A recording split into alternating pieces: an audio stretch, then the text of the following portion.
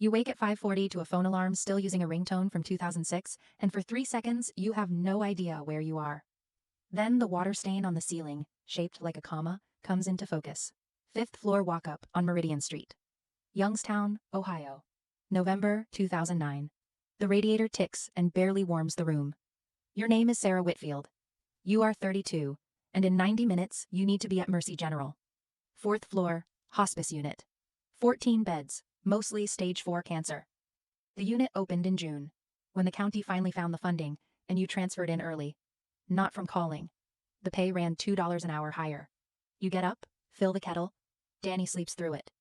He works nights at the Briar Hill stamping plant, bending sheet metal into door panels for cars nobody around here can afford.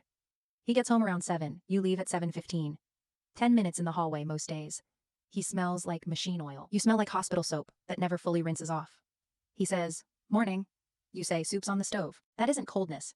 That's exhaustion wearing a coat that looks like coldness. 8 years married. The last 2 you've lived like roommates who used to love each other and now split rent and silence. The bus ride takes 35 minutes.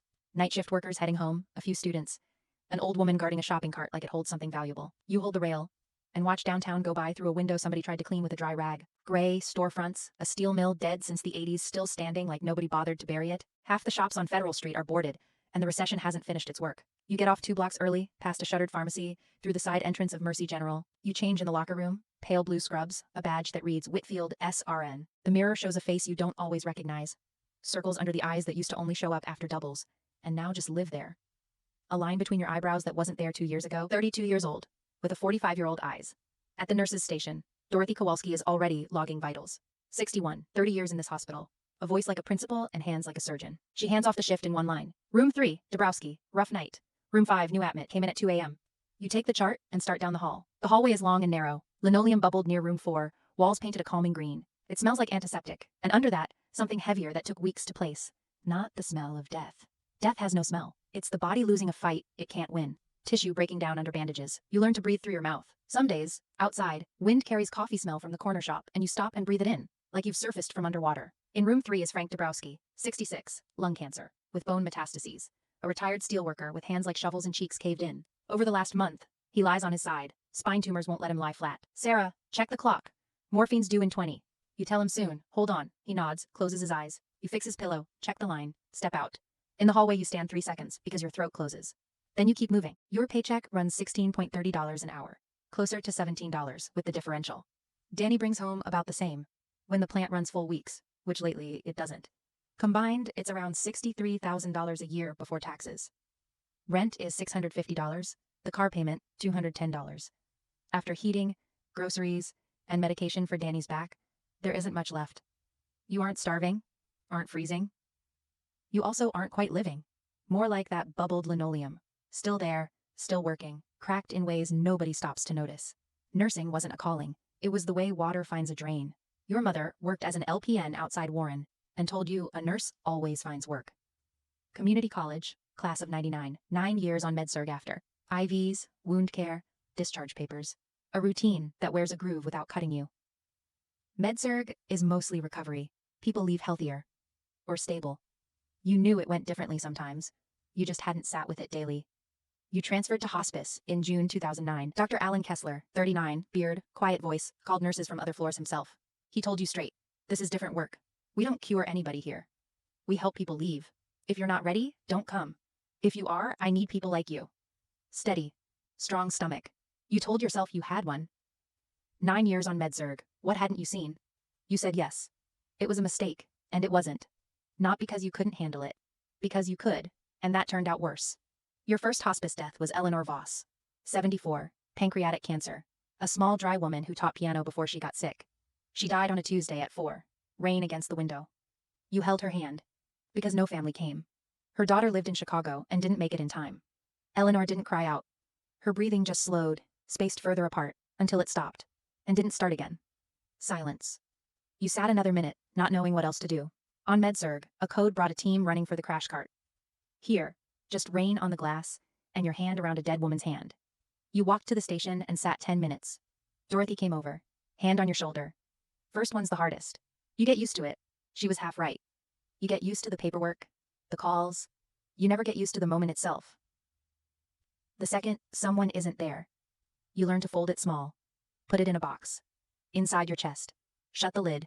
The box gets heavier. You keep carrying it. 2 or 3 people die on this unit most weeks. In your first 6 months, you walked 39 people out of this life. You didn't count on purpose. The number added itself. Because you remember every one. Not by diagnosis, but by detail. Dabrowski reads Louis L'Amour westerns. Mrs. Voss played Chopin before her hands gave out. A man in room 7 asked for coffee with 2 sugars. Said, no point watching calories now. Small things stay. Because small things are what's left of a person once they're gone. Rounds start the day. Vitals, dressings, IVs, injections, morphine on a strict schedule. Logged by the milligram. A locked cabinet, 2 keys, 1 in your pocket, 1 with the charge nurse. A broken vial means an incident report. A review, questions. Review, questions. You handle it like a technician, diffusing something. Careful, quiet, no distractions. Because one mistake could mean an accusation of diversion. Hygiene care comes next. You wash the patients who can't wash themselves. 8 of 14 most days. Undress, wipe down, check for bed sores, change linens. Your aide Grace is 54. Bad knees. Makes $9.75 an hour. Shows up anyway. Together you get through it. But by lunch, your back locks so tight you can't stand straight. 2 ibuprofen, tap water. Keep moving. Lunch is 15 minutes. Tea from a bag. A sandwich made that morning. Dorothy eats beside you, talks about her grandkids. 30 years in medicine, she's seen strikes, layoffs, decades this town ran steel around the clock, and decades it ran nothing. She doesn't complain. Somebody has to do it. Who else? 14 beds, 2 doctors, 3 nurses. 1 aide, a counselor twice a week. It isn't enough. Nowhere close. Visiting hours run 2 to 5. The hardest stretch of the day. Not from the work, but the faces. Wives at bedsides aging 10 years in a week in front of you. Grown children standing in the hallway with nothing to say.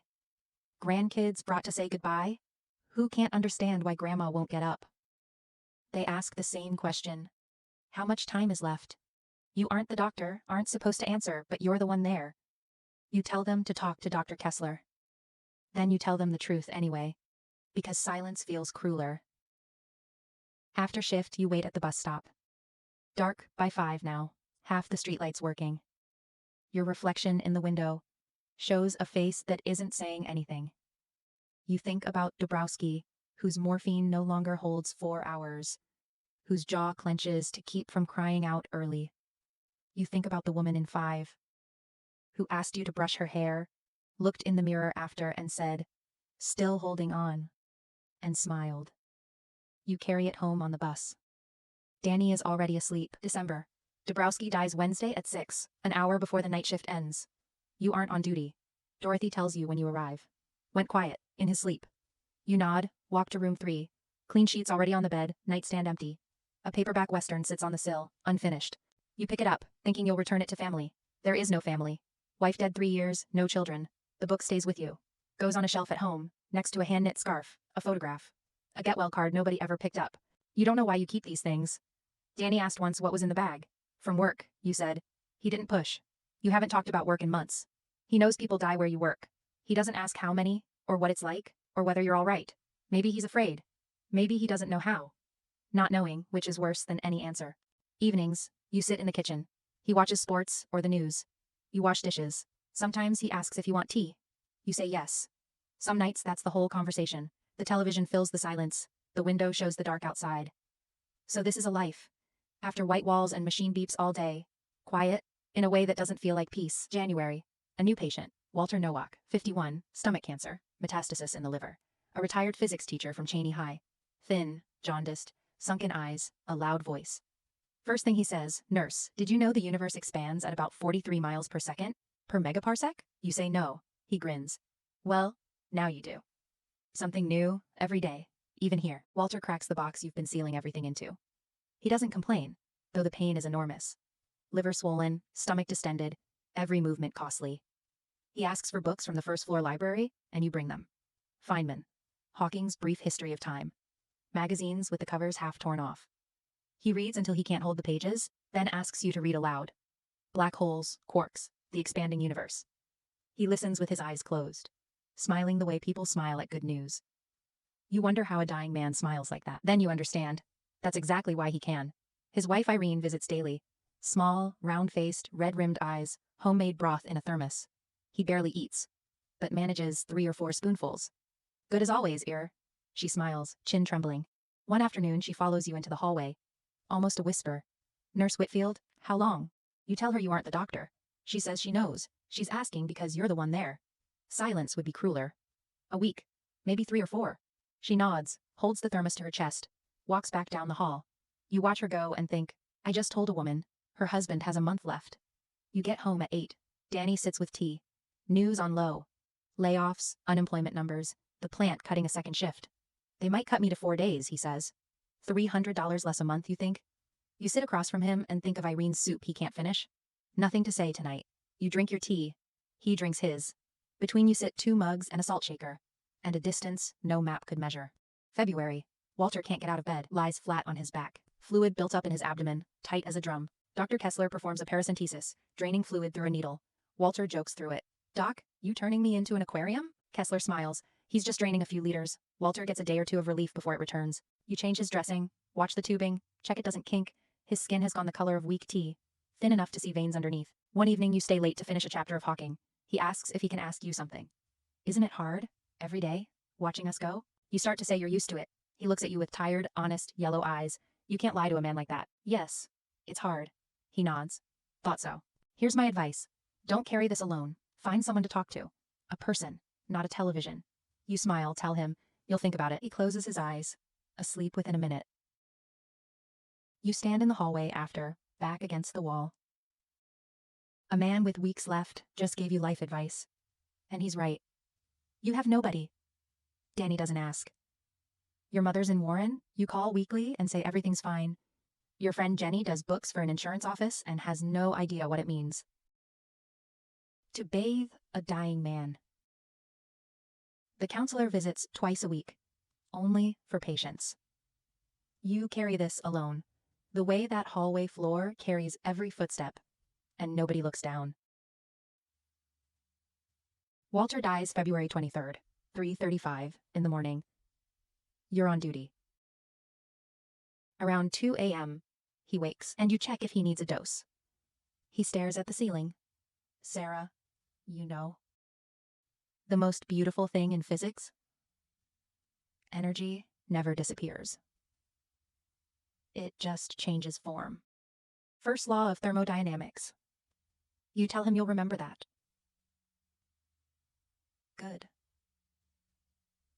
I snooing his stirrup for my forearm. By 3:20, his breathing has slowed. By 3:35, it stops. You stand holding his hand, dry and warm and weightless, counting seconds. 10, 20, 30.